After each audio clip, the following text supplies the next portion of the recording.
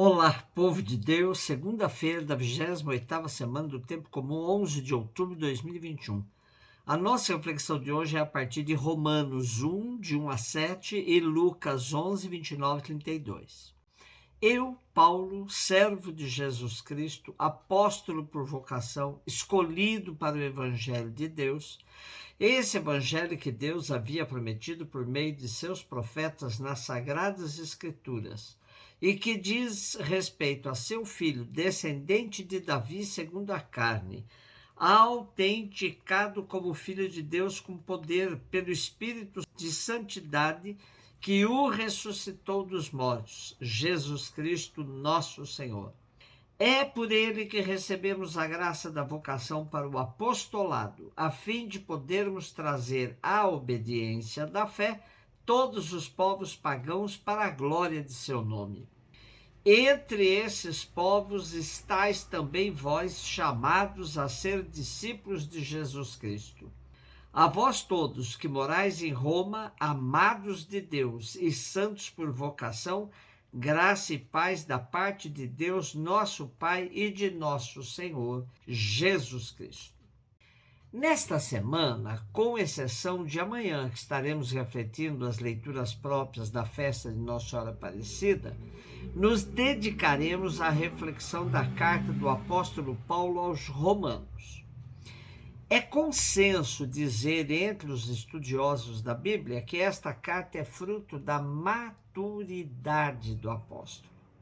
Nesta carta, Paulo expõe de maneira serena, ordenada e aprofundada a doutrina que já havia exposto de modo polêmico na carta aos Gálatas, ou seja, a gratuidade da salvação pela fé. Ele mostra que só Deus pode salvar e que ele salva não apenas os judeus, mas toda a humanidade destruída pelo pecado. Ao longo da semana, teremos oportunidade de voltar ao tema da salvação pela fé. Hoje, no nosso contexto, Paulo se apresenta com vários títulos, pois os romanos não o conheciam, a não ser pelos membros da comunidade cristã, que seguramente era formada por cristãos vindos da Palestina e da Síria, como também por judeus cristãos. Por isso, Paulo se apresenta como servo de Jesus Cristo, apóstolo por vocação, escolhido para o Evangelho de Deus. Sua missão é anunciar a boa nova que Deus concedeu à humanidade, enviando o seu Filho para libertar a todos e instaurar o reino. Por esse início da carta já se pode perceber a centralidade de Jesus Cristo e sua ressurreição, e o foco da missão de Paulo, que é a evangelização dos pagãos atraídos à obediência da fé. Um tema importante subjaz esta carta. É possível tornar-se cristão sem antes ter se feito judeu? Formulado de outra maneira, somente quem adere ao conjunto de leis e prescrições da religião judaica pode depois tornar-se cristão? Ora, Paulo tinha a convicção de que os pagãos podiam tornar-se cristãos sem aderirem à obra da lei. Na carta aos Gálatas, Paulo tinha apresentado já sua tese da não obrigatoriedade, da não necessidade de submissão à lei para tornar-se membro do novo povo de Deus fundado numa nova aliança. Porém, não era uma tese de fácil aceitação, sobretudo aos judeus mais radicais e ortodoxos. Podemos dizer que se trata de um problema de encontro também de duas culturas, além de duas religiões. Ora, a inculturação continua sendo um desafio à igreja, frente à variedade das culturas. Por exemplo, como evangelizar sem impor a cultura chinesa, a cultura hindu, a cultura africana?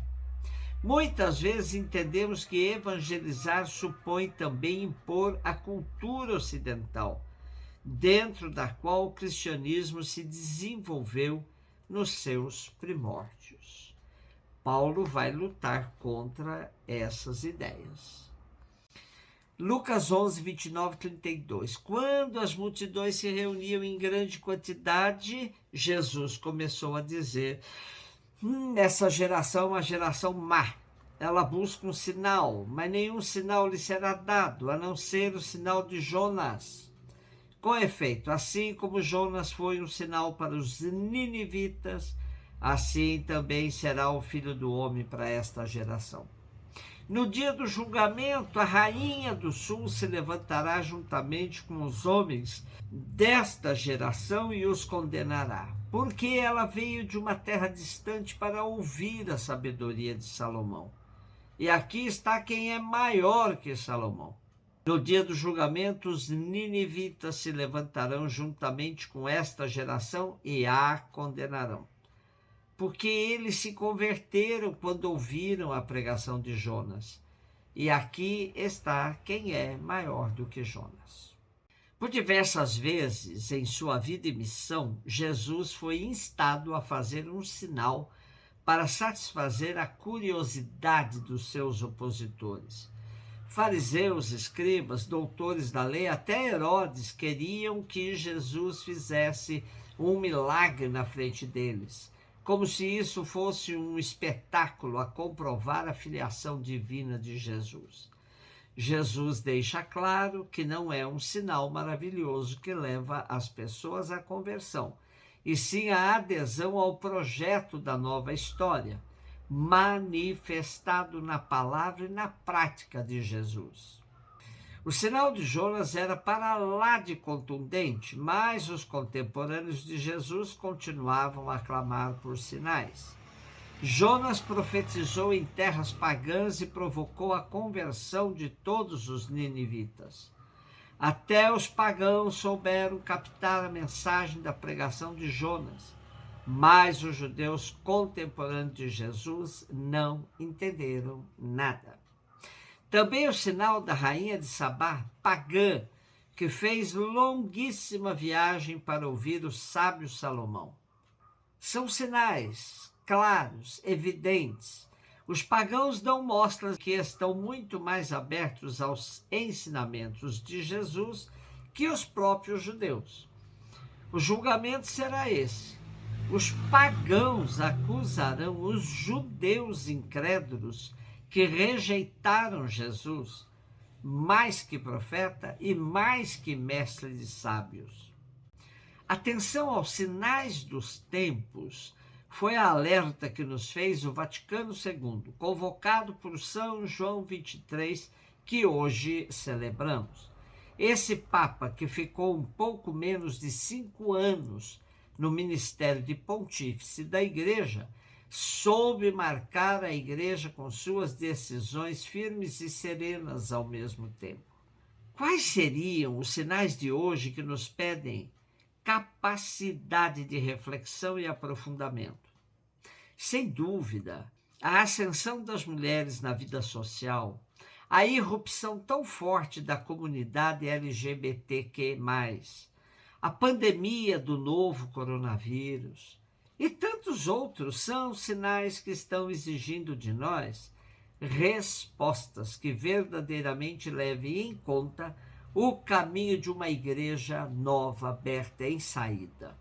Como nos tem pedido o Papa Francisco, saída da zona de conforto, rumo ao novo mundo sonhado e pensado como possível ensaio do mundo querido por Deus para todos nós. Um beijo no seu coração.